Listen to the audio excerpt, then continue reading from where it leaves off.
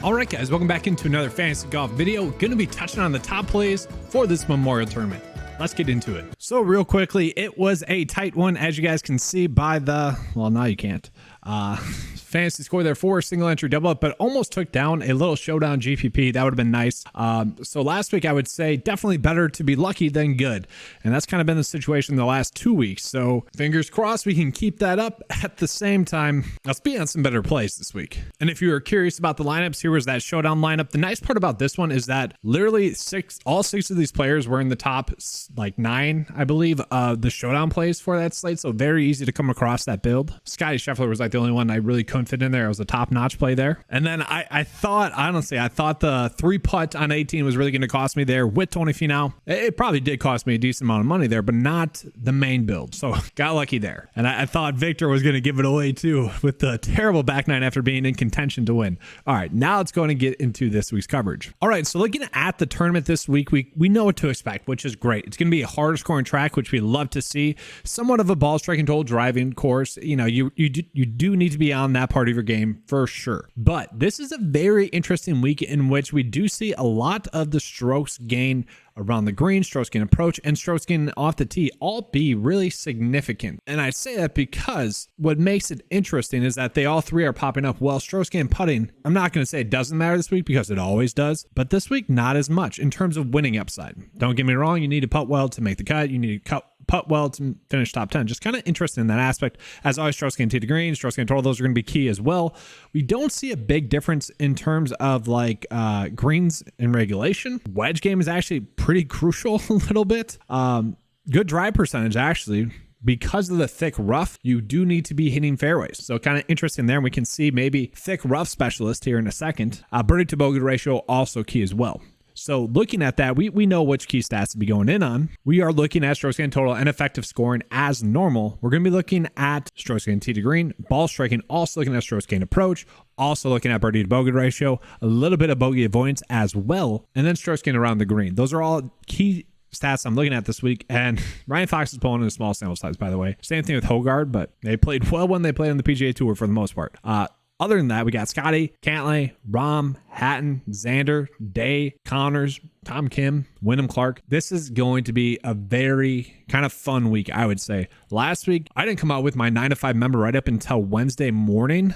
And that was literally because I'm like, man, I'm struggling this week to come up with solid plays. I just felt like last week was going to be an extremely random week. And we saw that come to fruition, right? This week, the issue that we're going to have is we're going to leave off some good plays. I would say my biggest struggle with this week, though, is where last week we had a lot of great kind of easy to spot value. We don't exactly have that this week. So that's going to be interesting to me there. And part of what made kind of last week more difficult in terms of predictability was the course history. We could see that course promoted more random result. I would say that was very evident by Emiliano Grillo winning, especially the way that he did, right? Like it's pretty obvious and easy to say it's kind of more of a random week. Whereas this week we can see the cream rises to the top here. Like a lot of the top plays are the top plays. And I do want to point out one thing specifically. This should say Workday 2020. Okay. It's the same course. Mirfoil 2020.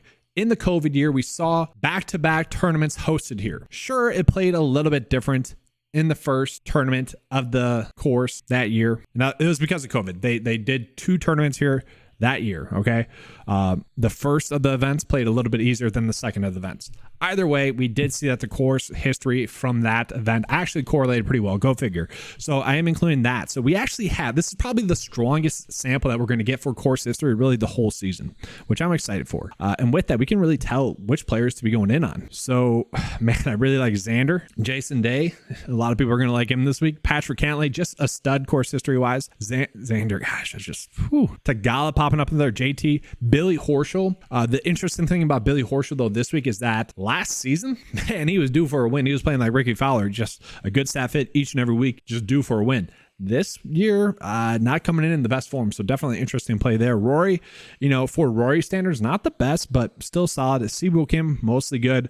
Corey Connors, solid enough, especially as price point. Colin Morikawa, hit or miss. Still at that hit or miss nature that Colin Morikawa has been lately. Jordan Spieth, 3 straight top 20 finishes. So we have a lot of good course history. That's what I like to see. Now we move down into recent form. Really no shocks here. Maybe Hogard popping up in there is going to shock some people, but he has just been a made cut machine. That's why he's popping up in here this much. Okay. My model, my data, and that's where the recent form is being. The recent form ranks a little bit different is it does value made cuts and the recent form over the last 5. If you just want to sort by that, obviously you could just sort by that. Okay. If you guys have ever wondered about that, that's part of the reason why. Then we got Ricky pulling in there, Wyndham Clark, Hatton, Scott, McCarthy, Putnam, Hideki, Dietrich, Henley, that's all in there. And if you guys have ever wondered kind of what goes into the data, it's pretty much data that correlates with both a made cut and upside. That is what my data is focusing in on. So if you ever guys get confused about maybe why something's pulling in that much, it's one, looking at how the course played, but also focusing in on what stats actually matter, which data actually matters in terms of making the cut and looking at upside. And so that's just so you know. So this is interesting, guys. Let's look at rough amount and rough length. Kind of the same thing, but a little bit different. The rough specialist, if you will. Patrick Cantlay, Scotty, Rory, Hovland, Tagala. I mean, there's no real shocks here, right? For rough specialists. That's interesting though. Let's look at location. Ohio. Surprisingly, Jason Day not popping up in there. But yeah, we kind of get a good indication. Let's just look at hard scoring tracks as well. I like that. Not shocking. Like Ricky's been playing some great golf lately. That makes sense. Actually, Russell Henley popping up in there is kind of shocking, but we get the point there. And then real quickly, let's just look at overall specialist ranking. I might be defaulting to this a little bit more, especially in 50-50s. I feel like this is very much a week in which the specialist data is probably something we want to look at a little bit more. So it's just a strong data week in general. Let's go ahead and get into the high tier plays. So I already mentioned, like last week, the toughest part was literally that we did not have a single lock and load play on the site. I mean, sure, Sky Scheffler, but even he had a miscut course history wise at the event. And now this week, I'm not going to say that. Actually, I probably would. We got a bunch of plays that are looking like they are locks this week, guys. Like Scotty, an ideal play. But what's interesting this week is that between the top 4 players, it is the tightest it has ever been in terms of the data. So Scotty Scheffler actually coming in as the second best play. And that's literally going to be because of this slight miscut. Besides that, an elite play across the board. This is, and I guess the second or 22nd place finish 2 years ago. But we can see just pure green across the board. An elite play, right? We look at John Rahm, been a little bit spotty with his form. I don't know what's going on there. But when he's been on, obviously gives us winning ups. Okay. You look over the last 15 starts, ranks out the best in form, 4th best play. And that's going to be because of the spotty finishes here and there. Then we look at Patrick Cantlay, who has just been a cut maker and has tremendous course history. 3 top 10 finishes, and his worst finish was that 32nd place finish. That's not bad. Staff it wise, second best in the field. Course history wise, second best in the field. Recent form wise, third best in the field. Like just coming in as a very strong play this week as well. And then my boy Xander just continues to play well enough. I think betting Xander or Cantlay to top 20 is and continues to be a free square. If you want to do that, you can. He has tremendous course history as well.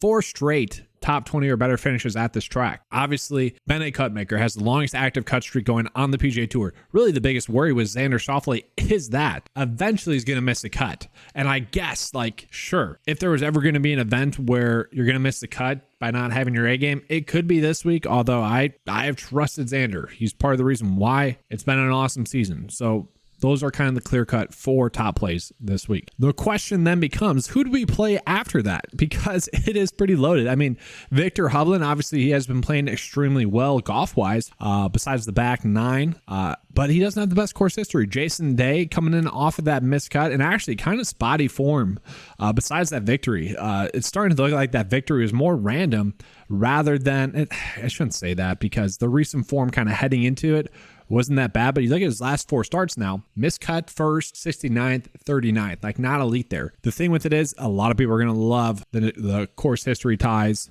the local ties there with him. He's finished 31st, 4th, and 7th at this course. So definitely good stuff there. And then we also have Terrell Hatton. Terrell Hatton's a very interesting click. Okay. Staff fit wise, 4th best in the field, specialist wise, 5th best in the field, recent form wise, 9th best in the field, coming in as the 5th best play in the 905 model. He is kind of the ideal play for a track like this. It honestly might be a week in which I try to go Xander, try to go Hatton if I can't Xander and Cantlay in there. And then like Matt Fitzpatrick, if he brings his A game, could easily play well. Like it wouldn't be shocking there. But to me, it kind of just seems like we're trying to fit at least one of Scotty, Rahm, Cantlay, and Xander, and then going from there. The issue is that is going to leave us strapped. And the problem this week is that we don't have that many elite values. It's one of the rare weeks in which I don't really see that many values that we want to go out of our way to play. So we're going to have to try to make our builds out of the mid-tier and low-tier price point ranges. Let's go ahead and get into the mid-tier. So looking at the mid-tier, we started off with Jordan Spieth, which is a little bit shocking. Okay. He has kind of struggled.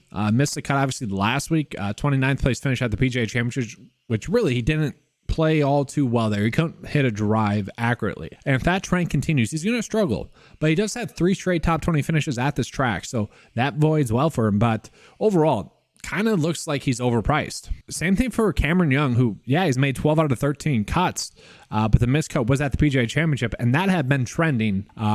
He was pretty overowned at the PGA Championship, but it wasn't too shocking. Like it was just building up to that. So it does feel like those two players are a little bit overpriced. And so to me, I kind of feel like we're going more with the safe approach this week. And if we're going safe, we're going to Decky. 14 out of 16 make cuts. The issue with him as well, 2 out of 3 make cuts at this track over the last 4 years, and only one really good finish, 22nd. So that is a little bit of a worry. Stat fit wise though, could be better as well. So like, do we continue to drop down lower? That's kind of the thing. It's like, that's why I want to try to find that safety and paying up for one of those studs, trying to lock in at least a top 20 finish. So let's continue on. Let's try to find another play. Do we continue to roll with Ricky Fowler, who, sure, he kind of burnt us at the PGA Championship. I believe he 3-putted on 18, anyways, made bogey on 18. That's what it was. He missed the cut on the number is what it was. So looking at his course history, it's been a little bit mixed bag of results, but once again, with Ricky Fowler, anytime we have good enough course history over the past 4 years where he kind of lost his game,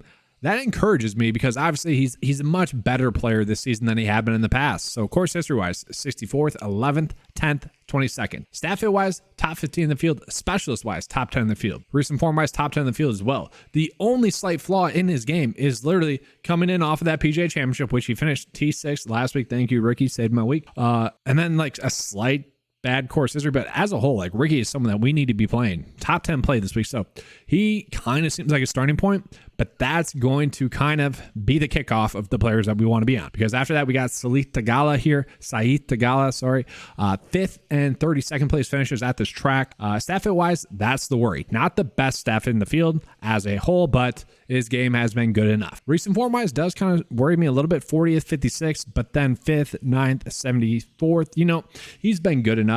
He has been a cut maker, you know, maybe that ends sometime soon, but for now, I'm going to continue to roll with it. 17 straight make cuts now, which is kind of weird. That says 16 out of 17 here. Remember, they don't include the team events. So I think he's kind of, strangely enough, an easy click. And then we also have Corey Connors here. Corey Connors has tremendous course history. 13th, 53rd, 22nd, 39th. And we look at that recent form, it has been solid. I think we can ignore that miscut at the Masters. He's coming in off of a victory, which was strange because he also was sandwiched in between a miscut there at the Players Championship. The fact that he played well at the PGA Championship is highly encouraging to me, especially that he's played well at harder tracks recently as well. So that should mean he's going to be in for a good week. 13th, 53rd, 22nd, 29th, 4 course history here. 9th best stat fit. 15th best specialist, 21st in recent form, and obviously that's going to be because of those 2 miscuts where he's getting knocked. Top 10 play in the 9-5 model. These 3 players right here, Theegala, Ricky, and Connors, they're all top 12 this week in the model. So looking like strong plays. And if we could afford maybe Xander, I guess Hatton, I'd feel pretty comfortable with this week. And then for what it's worth, like Adam Scott coming in as a very strong play as well. If we want to chase make cuts, we're looking at Adam Scott, who has made 19 straight now.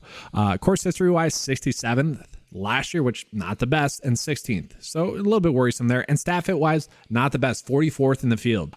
So that does worry me. But we look at that specialist data, which I said I'd probably be defaulting to a little bit more just because I do feel like this track, Muirfield, has more uniqueness to it than other course. And he ranks 10th in specialist, also 10th in recent form rank. So overall, a top 15 play this week. So I do like him as a play. I think we could easily play him, hope for the made cut again. And then we also have Si-Woo Kim. Si-Woo Kim has finished 13th, 9th, 8th, and 64th at this track. Now, my biggest worry is going to be that spotty recent form. 29th, miscut, 2nd, 43rd, miscut, but for the most part, I mean, he's made 16 out of 19 made cuts, and even his miscuts haven't been terrible miscuts. I do think there's something to looking at that. So I do feel fine clicking him. He is also a top 15 play this week. So look at that. We already have a kind of awesome fair and balanced build. If we want to just go ahead and click Hideki in there, I feel kind of comfortable with that approach this week. That is kind of what the process is telling us to do. Now let's continue on though. Let's drop down into that low tier because I do think there are going to be some quality plays that we can be on this week. So looking at, I do think we could potentially just start out with Keegan there. Keegan looking like a good play. He's made 3 out of 4 cuts here at this track,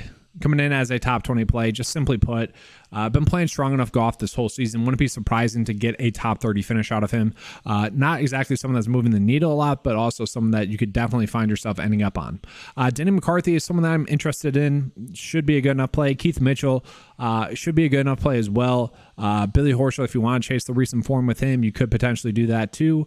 I do think I like Matt Kuchar though a decent amount as price point, which sounds weird to say, but he's made 3 straight cuts at this track. Missed a cut the PGA Championship, 2 off the cut line there.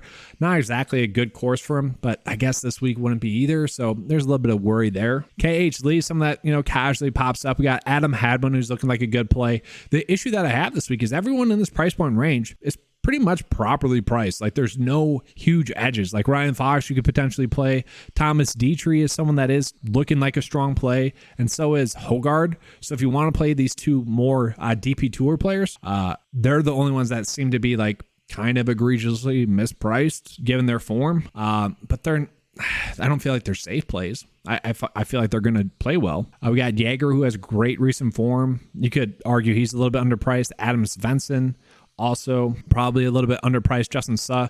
The issue that I have is that all these plays are kind of the same. So they're all kind of just these shoulder shrug plays where if you end upon them to close out your build, you're happy with it. You're not rebuilding, but they're not exactly players that you're going out of your way to play. So with that being said, I already kind of mentioned Justin Suh. Let's go in and get into that value tier. So Justin Suh been pretty good.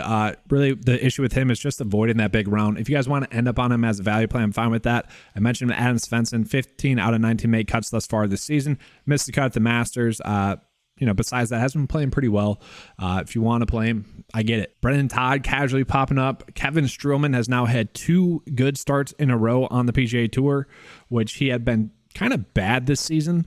But recently has just been playing better. Course history-wise, miscut 13th, 54th, 7th. So like we can kind of see the things starting to align for Kevin Streelman. So if you want to go in and roster him, you could. Not going to be the best staff hit, but given his price point, it would suggest that he is a little bit underpriced. Casually a decent play. Like if you're playing Scotty, Rahm, Cantlay, Xander, you're probably ending up on Streelman.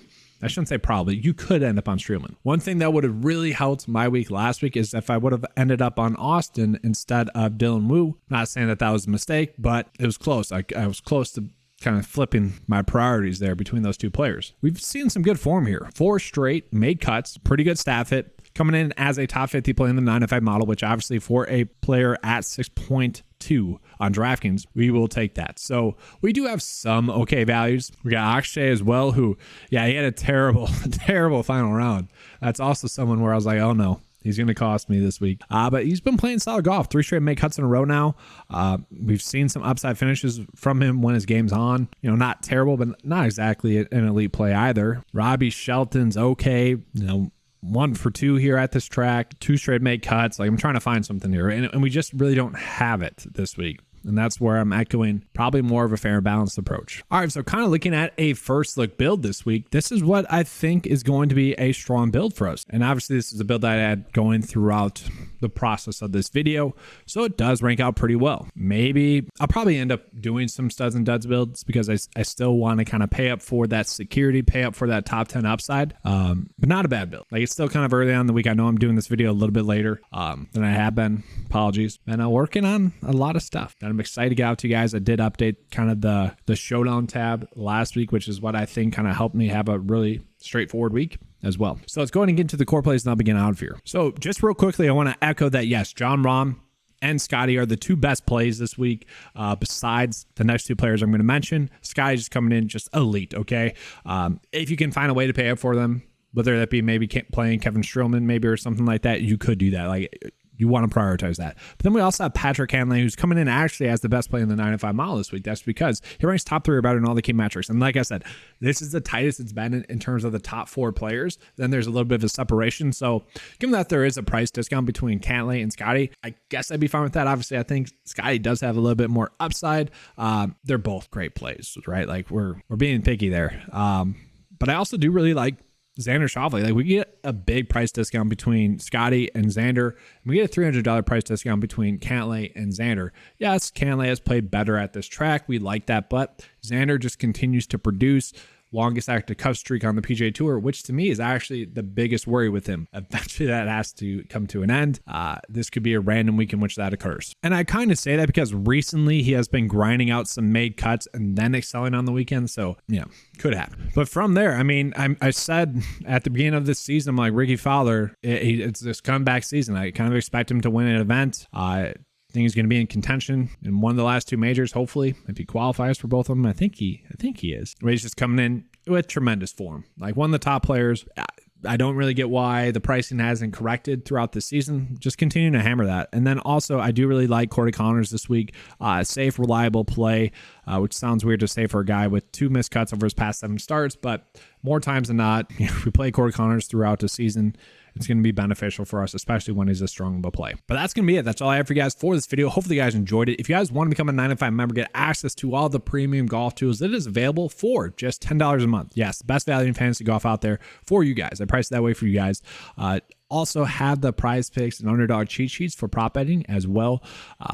Also included in the membership. So check it out. Let's have a good slate this week. And as always, let's keep cashing.